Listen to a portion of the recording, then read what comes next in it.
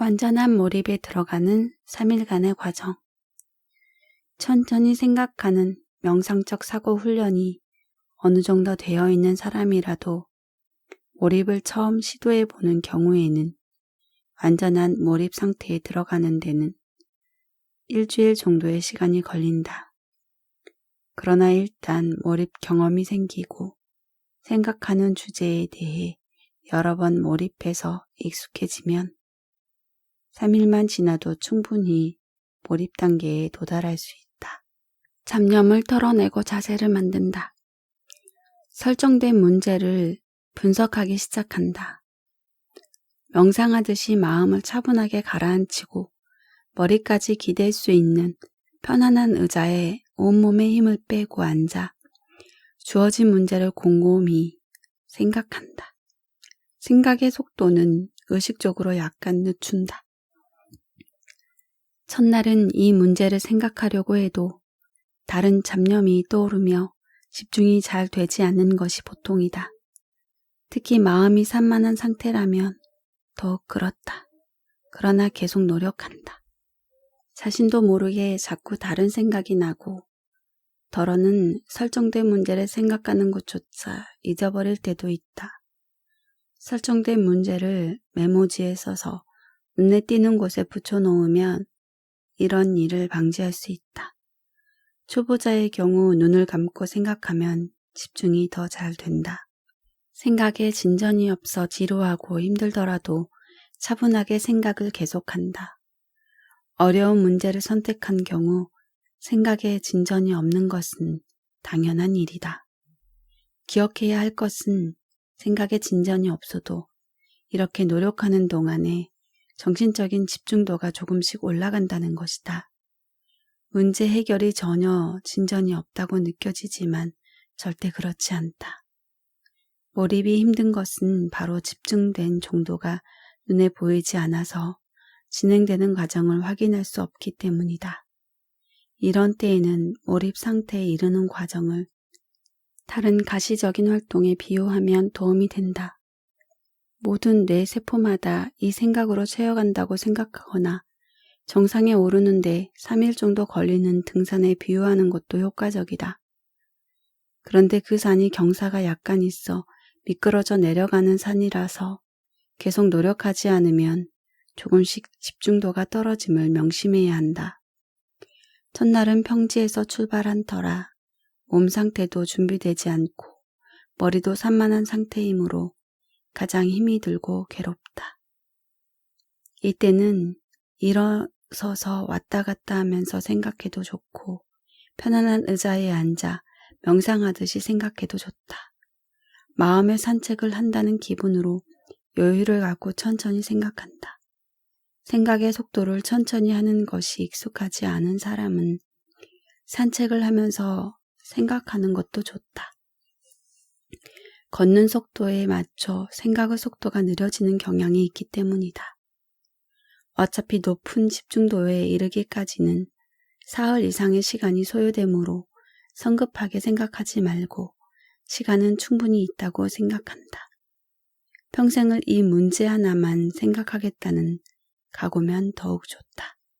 이 문제가 세상에서 가장 중요하다고 생각하는 것도 몰입하는 데 도움이 된다.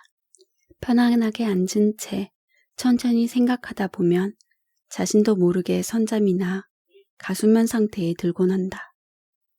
고도의 몰입 상태에서도 생각을 하다가 가수면 상태를 자주 경험하게 되는데 선잠은 아이디어를 얻거나 집중도를 올리는 데 도움이 된다. 선잠이 들면 굳이 피하려 하지 말고 자연스럽게 받아들인다. 그러다 잠에서 깨어나면 다시 문제를 분석한다. 물 흐르듯이 자연스럽게 신체가 원하는 대로 따라가면 된다. 다만 생각을 할 때 잠자리에 든 경우를 제외하고는 되도록이면 눕지 말고 앉은 자세를 유지하는 것이 좋다.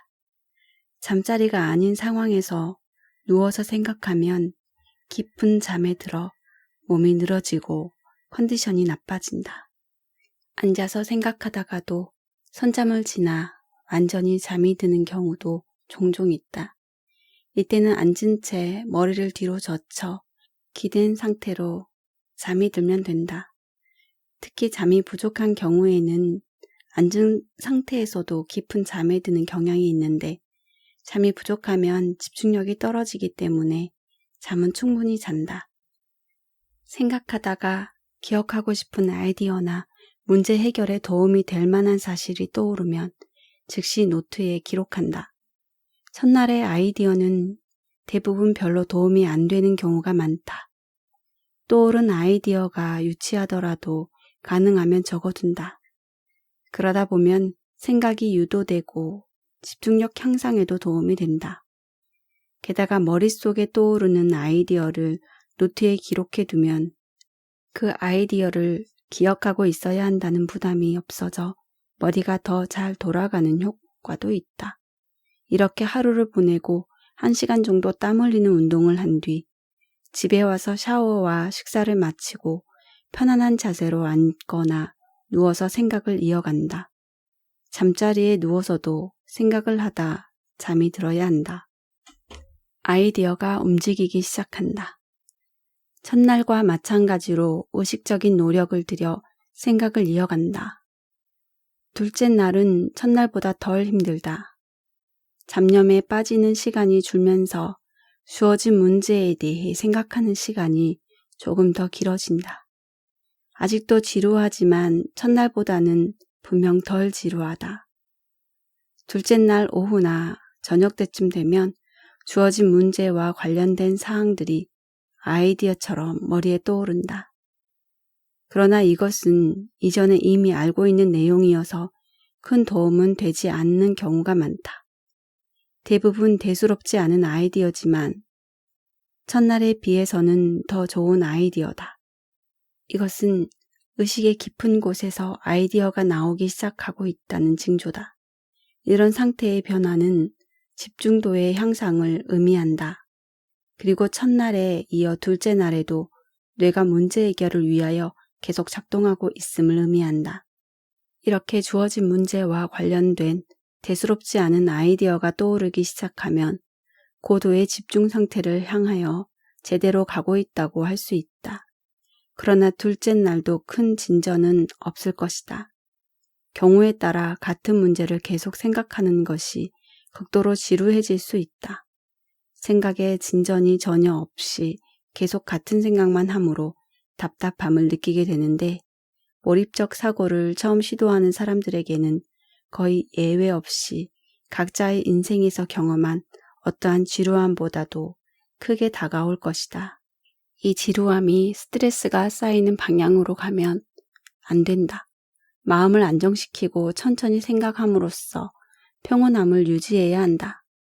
그러다 그 문제에 대해서 꿈을 꾸게 되면 몰입이 50% 정도 진행되었다고 보면 된다. 이때 주의해야 할 점은 주어진 문제를 집중적으로 생각하는 것을 쉬어서는 안 된다는 것이다.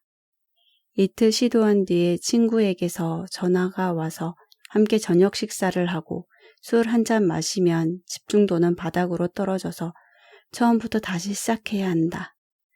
따라서 집중도가 올라간 상태에서는 약속을 미뤄야 한다. 집중된 상태는 산만한 상태와 달리 자신의 정신적인 수행 능력, 즉 머리를 써서 난이도가 높은 문제를 공략할 수 있는 능력이 향상된 상태다. 그리고 그런 일들을 비교적 재미있게 할 수 있는 상태다. 따라서 집중된 상태를 잘 관리하는 습관을 길러야 한다. 경우에 따라서는 몰입에 이르기 위해 위기 상황을 이용할 수도 있다. 위기 상황에서는 집중된 상태로 들어가기가 비교적 쉽기 때문이다. 그러나 장기적인 안목으로 본다면 위기가 닥치지 않은 상황에서 스스로의 노력으로 집중된 상태에 도달할 수 있는 방법을 터득하는 것이 매우 중요하다. 첫날과 마찬가지로 저녁 때 1시간 정도 땀 흘리는 운동을 하고 잠들기 전까지 계속 그 문제만을 생각한다. 생각하는 재미가 솟구친다. 셋째 날은 주어진 문제를 생각하기가 훨씬 쉬워진다. 중단 없이 생각할 수 있는 시간이 꽤 길어졌다는 느낌이 든다. 그리고 시간이 흐를수록 이 문제에 집중하여 생각하는 것이 더 이상 힘들지 않고 지루하지도 않다. 또 비교적 단순한 행동을 하면서 주어진 문제에 대한 생각을 유지할 수 있고 다른 생각을 하다가도 다시 그 문제로 돌아오기가 수월해진다. 이 상태가 되면 70에서 80% 정도는 몰입 상태에 들어간 것이다. 문제를 생각하는 것이 재미있다고 느껴지면 90%의 몰입에 이른 것이다. 고지가 머지 않았다. 계속 온몸의 힘을 빼고 명상하듯이 문제를 생각한다. 집중된 생각을 하다 보면 적어도 셋째 날 오후부터는 이 문제와 관련된 아이디어가 떠오를 것이다. 이 아이디어는 전날의 아이디어보다는 더 가치 있는 것이다. 그렇다고 해도 이 아이디어가 새롭거나 대수로운 것은 아니다. 이미 이전에 알고 있던 것을 이 문제와 관련된다는 생각에서 세단스럽게 끄집어낸 것에 불과하다. 그러나 이 아이디어는 문제를 해결하는 데 중요한 사실임에 틀림없다. 이제 힘든 과정은 거의 끝났다. 기분이 다소 좋아진 듯한 느낌이 들기 시작한다. 이 정도 수준에 이르면 몰입 상태를 유지하는 것도 한결 쉬워진다. 마치 산의 정상에 오를 때까지 힘들다가 능선을 따라 걸어갈 때는 발걸음이 가벼워지는 것처럼 어느새 자동적으로 몰입 상태가 유지된다는 느낌을 받는다. 그러나 이때도 의식적인 노력을 계속해서 그 상태를 유지하는 것이 중요하다. 뇌파가 몰입에 미치는 영향.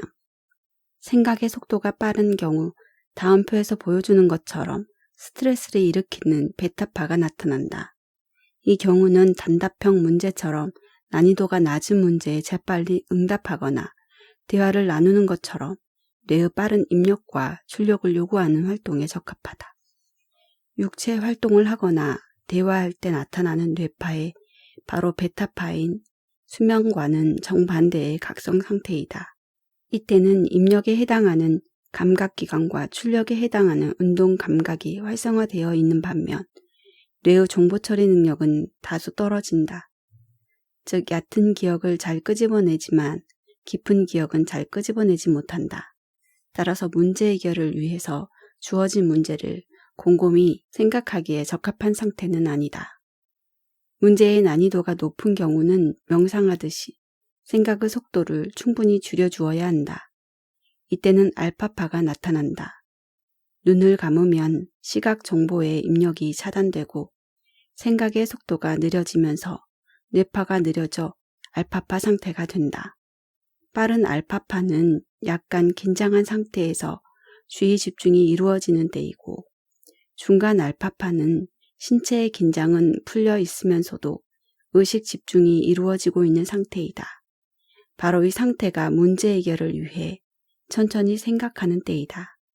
이 상태에서 뇌파가 느려지면 느린 알파파가 되는데 바로 이 상태가 명상을 하는 등 완전히 긴장이 이완된 상태다. 이 상태에서 뇌파가 더 느려지면 세타파가 나타나는데 꾸벅꾸벅 졸거나 잠이 들기 직전의 상태다. 이른바 선잠이 든 것이다. 이때 아이디어가 가장 잘 나오는 것으로 알려져 있다.